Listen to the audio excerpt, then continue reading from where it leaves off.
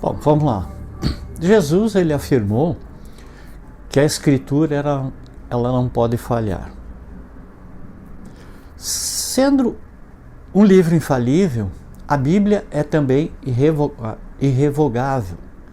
Jesus, ele declarou: porque em verdade vos digo, até que o céu e a terra passem, nenhum i ou um tio jamais passará da lei, até que tudo se cumpra. As Escrituras têm ainda a autoridade final, sendo a última palavra acerca de tudo que ela aborda. Jesus valeu-se da Bíblia para resistir ao tentador. Isso está em Mateus 4.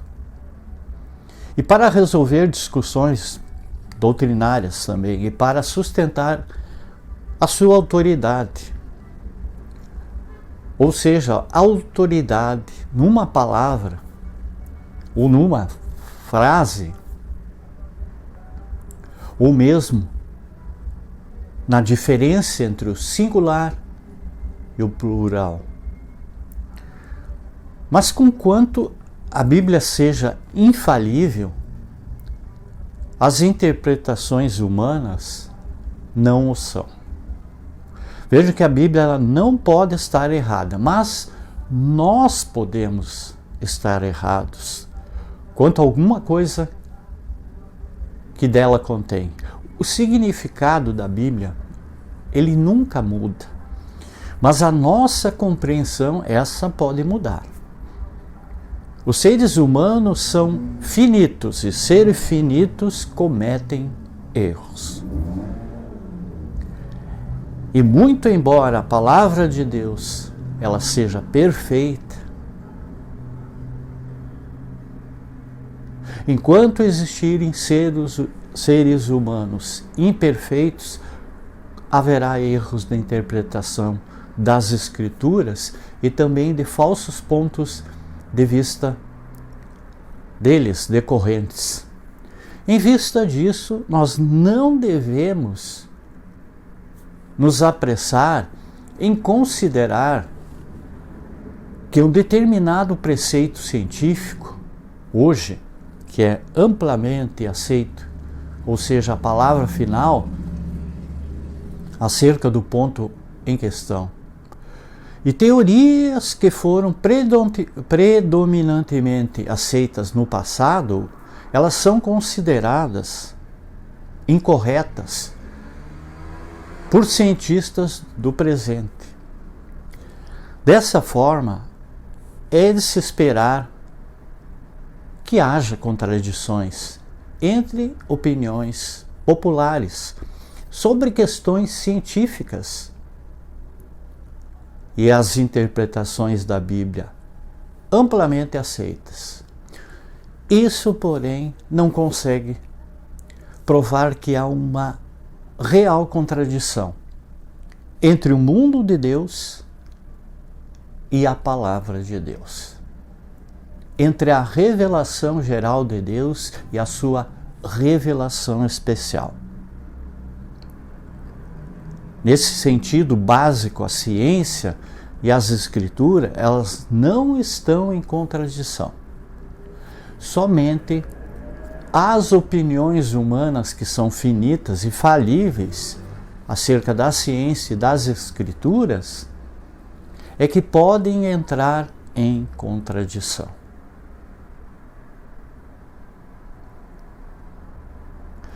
Então, são essas algumas passagens das Escrituras que são de difícil acesso, difícil compreensão. Às vezes, a finalidade é por serem tão obscuras. Outras vezes, a dificuldade ela está em uma passagem que parece estar ensinando algo contrário ao que uma outra parte da Escritura ela ensina como parece estar ensinando algo contrário a que uma outra parte da Escritura ensina. E nós precisamos entender isso. Nós somos falíveis.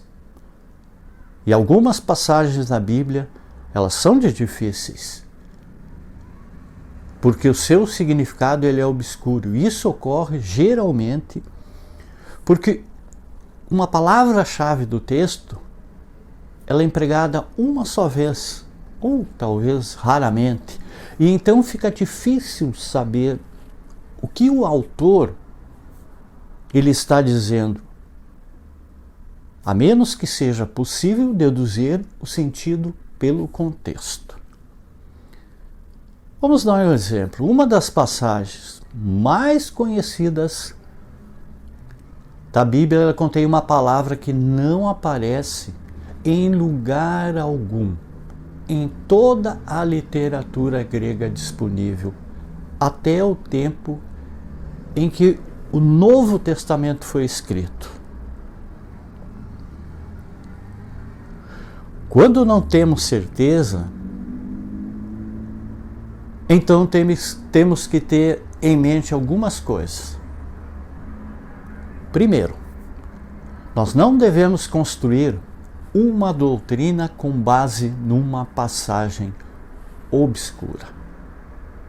E a regra prática na interpretação bíblica é: as coisas principais são as coisas claras, e as coisas claras são as coisas principais.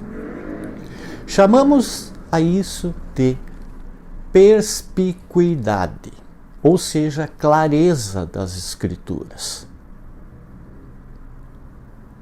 Se algo for importante, isso será ensinado nas Escrituras de forma bem clara.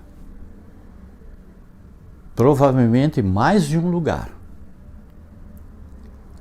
E para que algo seja verdadeiro, não é necessário fazer uso de uma linguagem erudita, técnica ou assim chamada científica. Porque a Bíblia ela foi escrita para pessoas comuns de todas as gerações e, portanto, ela emprega a linguagem comum do dia a dia. O uso de uma linguagem não científica, ela não vai de encontro à ciência, pois ela é anterior à ciência. As Escrituras, elas foram escritas em tempos antigos, com padrões antigos.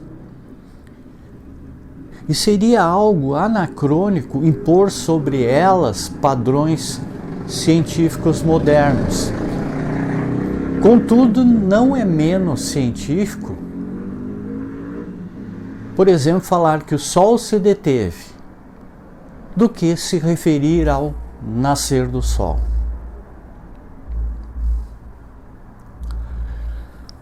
Quando os críticos descobrem um genuíno erro numa cópia, ou seja, no manuscrito, eles cometem outro erro fatal.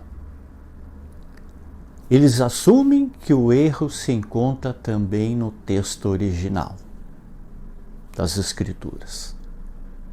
E no texto inspirado, esquecem-se de que Deus proferiu o texto original das Escrituras. Ele não proferiu as cópias. Portanto, somente o texto original ele é isento de erros.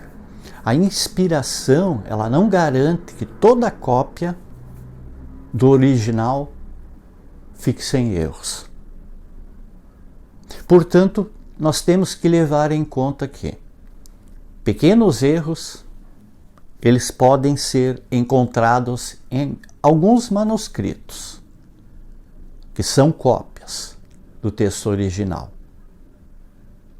Mas, de novo, como Agostinho, com sabedoria, observou, quando nós deparamos com um assim chamado erro na Bíblia, nós temos que admitir que entre duas alternativas, ou o manuscrito ele não foi copiado corretamente, ou não entendemos as Escrituras direito. O que não podemos pressupor é que Deus tenha cometido um erro na inspiração do texto original. É muito vulgar pensar isso.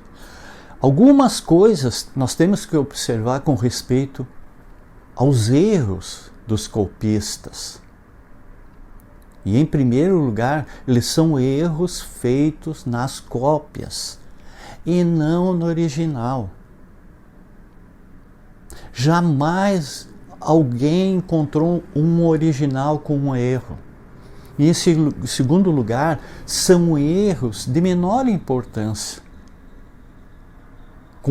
com frequência em nomes e em questões de números que não afetam nenhuma doutrina da fé cristã.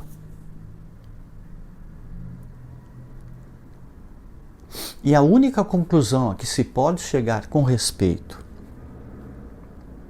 àqueles que pensam, olhem bem, pensam terem descoberto um erro na Bíblia, é que eles não sabem muita coisa a respeito dela.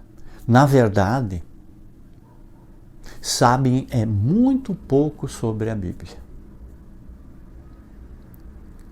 Isso não significa, é claro, que entendemos todas as dificuldades existentes nas Escrituras.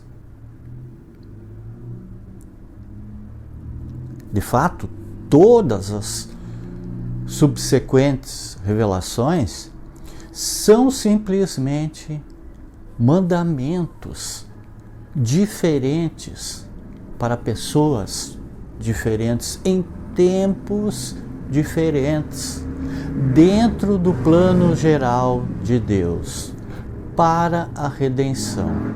E é certo que Deus, ele não pode alterar mandamentos, que tem que ver com a sua natureza.